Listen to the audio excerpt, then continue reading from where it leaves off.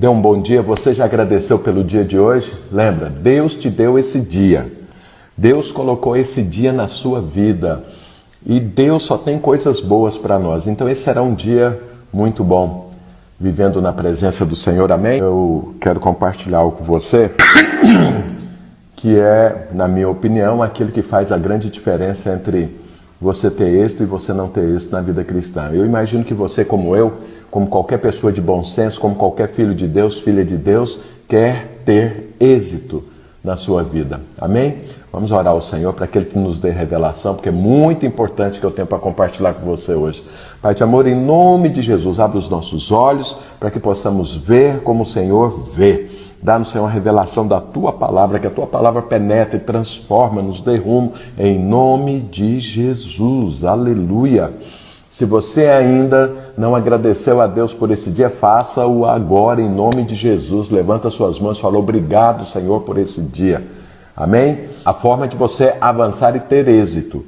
Então, peguei 12 exemplos da palavra de Deus. O melhor exemplo é Davi, mas a gente precisa fazer um contraponto, porque quando você tem aquilo que você deve fazer e aquilo que você não deve fazer, fica mais fácil para você entender aquilo que você deve fazer por causa das consequências que você vê na vida de um e de outro.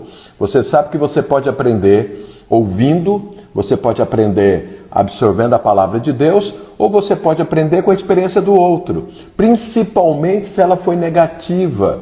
Então você não precisa passar pela tribulação que o outro passou, você não precisa perder a guerra que o outro perdeu, você não precisa ter as consequências ruins que outros tiveram, basta que você aprenda, observe, olhe e fala: poxa, a fulana fez daquela forma e se deu mal, então não vou fazer. Isso chama-se bom senso, inteligência, maturidade.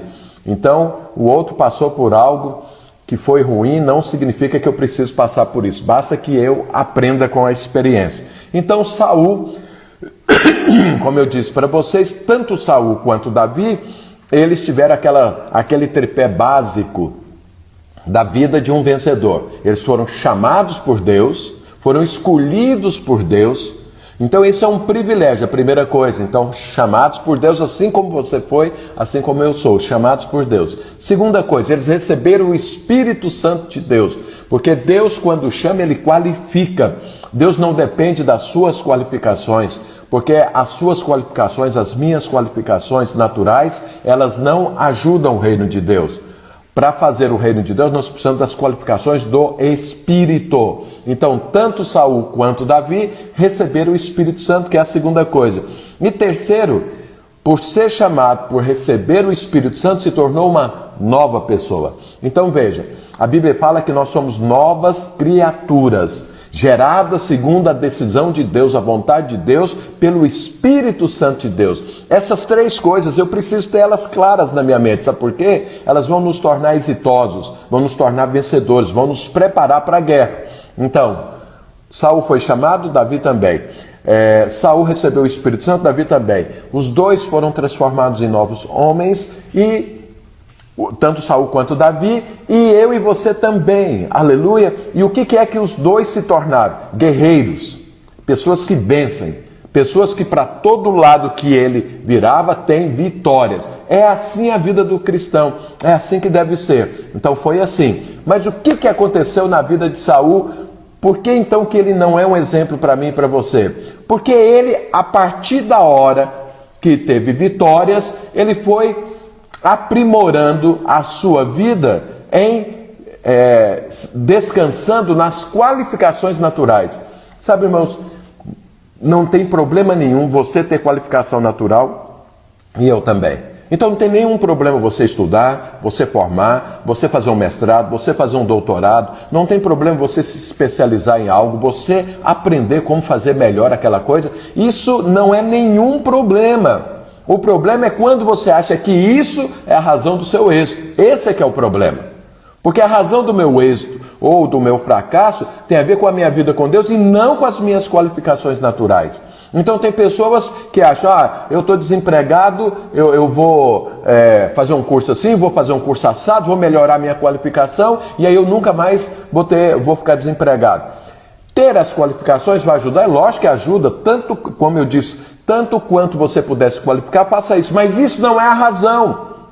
Porque você conhece pessoas muito qualificadas que estão desempregadas e conhece pessoas não tão qualificadas que estão empregadas. Então, não é bem isso, não é bem isso. Saul se especializou em descansar, em confiar nas suas qualificações naturais, a ponto de que a palavra de Deus era mais uma coisa que ele olhava, mas não era a única coisa. O que aconteceu com Saul? Ele se desviou, a Bíblia fala que ele começou muito bem, mas depois que ele se tornou rei, conhecido, vitorioso, tá? E tendo um exército, ele levantou um monumento para si. Ou seja, a vida dele agora era concentrada nele. Eu quero ganhar dinheiro, eu quero ser saudável, eu quero ter um bom casamento, quero ter uma família, minha empresa tem que crescer, tudo. Então, ou seja, ele pegou aquilo que era bênção, que Deus deu, e transformou no seu bezerro de ouro. Fez um monumento para si. Ele era o centro da vida dele. E a derrocada aí foi só uma consequência na vida de Saul. Mas o que é que Davi fez quando ele foi chamado, escolhido,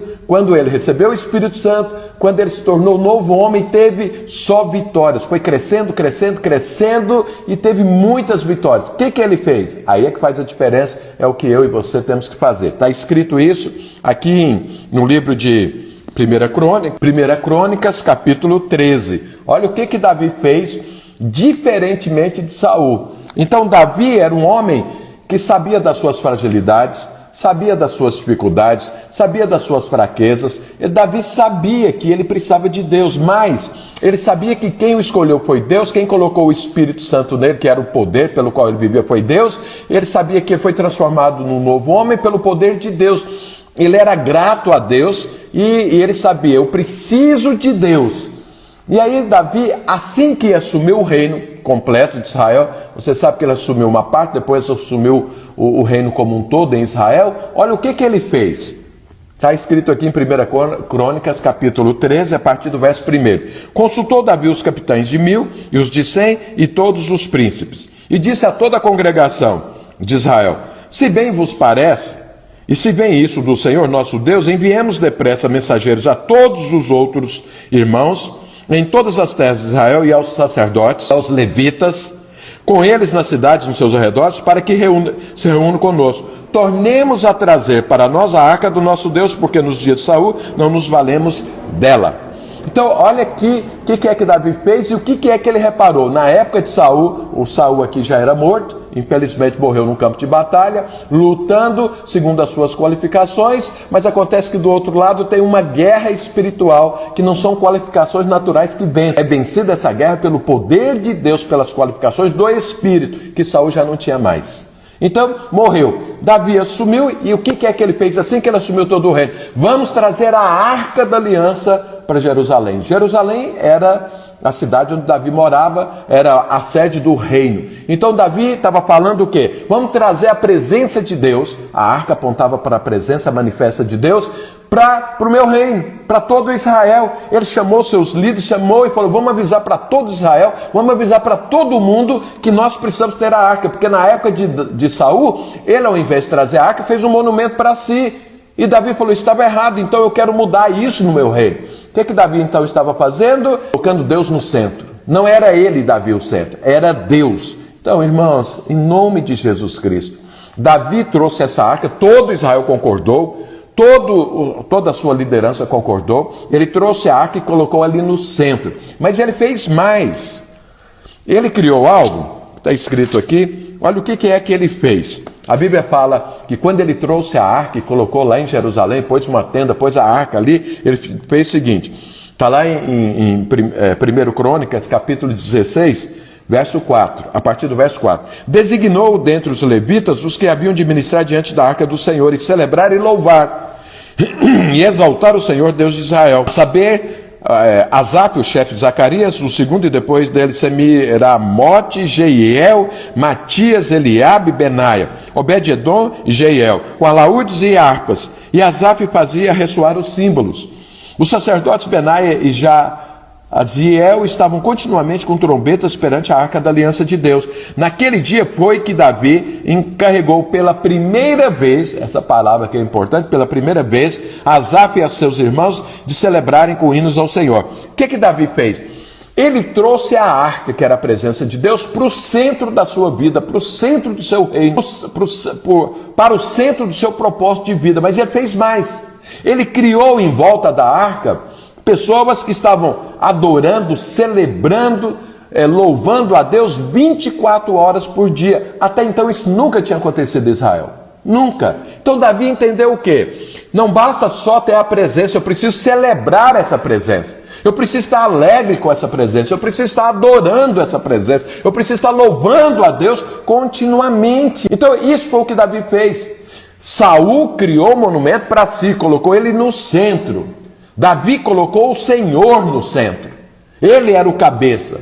Ele era membro de um corpo onde o Senhor é o cabeça. E ele celebrava e se alegrava com isso todos os dias, 24 horas por dia. A partir daí, Davi conquistou tudo. Lembra que Saul também conquistou, mas depois perdeu. Mas Saul não. Conquistou e prevaleceu, permaneceu. Sabe, Jesus diz lá em João 15 que ele nos chamou para que a gente dê fruto e o fruto permaneça. Então veja bem, não é para que você tenha um dia de glória diante do Senhor e depois um monte de tribulação que você só perde coisas. Não é assim a vida cristã. É para você conquistar, para você se alegrar continuamente. Isso foi o que Davi fez. Isso fez a diferença. Isso o tornou um homem exitoso. Eu quero falar para você, coloque o Senhor no centro. Por que é que nós começamos o dia orando a Deus? Para entronizar Jesus. Mas eu vou só entronizar Jesus? Não, vou me alegrar diante do Senhor. Vou abrir a minha boca e celebrar essa vida, celebrar essa presença do Senhor, celebrar o reino, celebrar a obra da cruz, celebrar a mensagem do Evangelho. São boas novas, são bons pensamentos, bons planos de Deus a nosso respeito. Abrimos a boca para celebrar a vida. Foi isso que Davi fez. E aí o que aconteceu? Lembra? A arca está ali, em Jerusalém. É o centro, do reino de Davi. Então ali, enquanto ele estava celebrando, fluía um rio de vida pelo reino inteiro. Então as vitórias de Davi, não era que ele tinha um foco de vitória, eu vou vencer isso, eu vou fazer aquilo, eu vou conquistar aquilo. Não, as vitórias eram tão somente uma consequência desse fluir do Espírito Santo de Deus. Esse rio que fluía a partir da hora que ele era o centro e estava louvando, adorando e celebrando a vida, fluía esse rio de vida, ele entrava onde tinha morte, transformava. Então veja, quando eu e você fazemos isso nas nossas vidas, quando nós entronizamos o Senhor, veja, eu e você podemos ser crentes, filhos de Deus, mas tendo eu como centro ou tendo o Senhor como centro? Essa é a questão, essa é a diferença entre aqueles que têm êxito e aqueles que começam bem e depois terminam mal. Então coloca o Senhor, mas coloca o Senhor e continuo vendo as dificuldades, as tribulações, a morte, não, celebrando a vida. Põe o Senhor e se alegra. Põe o Senhor e abre a boca e celebra a vida. Aí o que acontece? Flui o quê? Um rio de quê? Vida. Onde tem morte, aí entra a vida e destrói a morte. Isso vai acontecer onde? Vamos ser de uma forma bem prática. Então você casou, você é casado, entroniza Jesus no seu casamento, celebre, se alegre com isso. O que acontece? A morte que está ali no casamento, ela vai ser destruída pelo fluir do rio de vida. E aí a vida começa a tomar conta. Então você olha para o seu cônjuge e se alegra diante de Deus e louva a Deus pela vida dele ou dela. Você fala, não pastor, você não conhece o meu cônjuge. Não, eu posso não conhecer o seu cônjuge, mas eu conheço o rio de vida. Ah, meu cônjuge é um poço de morte. Sim, celebra a Deus e o rio de vida entra nele e transforma essa morte em vida. E aí você vai ter o seu príncipe encantado. Aí você vai ter a sua princesa encantada, porque o rio de vida que está fluindo através de você transforma a morte em vida. Assim acontece com seus filhos. Ah, pastor, os meus filhos me dão muito trabalho, eles carregam muita morte. Flui o rio de vida, que o rio de vida vai penetrar na vida deles e transformar essa morte em vida. Ah, minha vida profissional, ela não é boa, tem muita morte, eu sou demitido, meu dinheiro não dá. Flua, entroniza Jesus e celebre a vida, que esse rio de vida vai entrar nessa vida profissional, essa morte vai ser destruída e a vida vai ser estabelecida. Assim vai ser na sua empresa, assim será nos seus relacionamentos, assim será na sua célula. Isso foi o que Davi fez. A palavra de Deus, Deus não espera que você arme uma tenda literal, pega uma arca, coloca lá, essa é a arca de Deus, e aí você fica ali em volta cantando e tudo. Isso é só um símbolo, isso verdadeiramente aconteceu na época de Davi, porque era o tempo, mas hoje, na nova aliança, é você se encher da poderosa presença de Deus e se alegrar com ela, celebrando a vida, abrindo a sua boca, minha boca, e celebrando vida, falando vida, proclamando vida. Quando você faz isso, a vida toma conta de você e a sua volta. E aí, e as guerras, pastor, as guerras são ganhas dessa forma, fluindo a vida. E aí as vitórias se tornam tão somente uma consequência e não um alvo de vida. Sabe, não é ruim você ter alvo, mas é melhor quando esse alvo se torna tão somente uma consequência da sua vida. O meu alvo e o seu alvo é entronizar o Senhor na minha vida e na sua e celebrar a vida. Somos um povo escolhido por Deus, nos tornamos sacerdotes reais a fim de proclamar as virtudes do Senhor. Então, ou seja, para proclamar as virtudes de Jesus Cristo, eu preciso experimentar. Eu entronizo o Senhor, eu desfruto do Senhor e abro a minha boca e falo da beleza de Jesus Cristo. Pronto, é só isso. Esse é o alvo da vida cristã. E quando isso acontece, as outras coisas se movem, as outras coisas acontecem na minha vida e aí a minha volta. Nós aprendemos isso com Davi, está aqui escrito. Agora eu te falo, eu te falei da experiência de Saul e te falei da experiência de Davi. Escolha a experiência de Davi, mas o que é que você vai fazer em nome de Jesus? Você fala, pastor, mas isso é muito difícil a vida inteira. Não, faça isso hoje. Cada dia você levanta e fala assim, hoje o Senhor está entronizado na minha vida, hoje eu vou celebrar a vida. Só por esse dia, mas você fazendo isso todos os dias, assim será a sua vida. Porque quando a gente pensa assim, puxa vida, eu tenho toda a minha vida assim, é o mês inteiro, é o ano inteiro, aí isso às vezes você fala, será que vai funcionar? Mas quando você pensa, é hoje, é 24 horas? Não, isso aí vai acontecer. E aí se torna uma rotina, se torna uma prática, e isso te torna um vencedor exitoso. Amém, queridos? Porque você sabe, nós nascemos para vencer, mas nem todos se tornam exitosos. O êxito não está no curso que você vai fazer, não está na quantidade de línguas que você fala, não está nas suas habilidades. O êxito está em entronizar Jesus e celebrar a vida. O resto é consequência.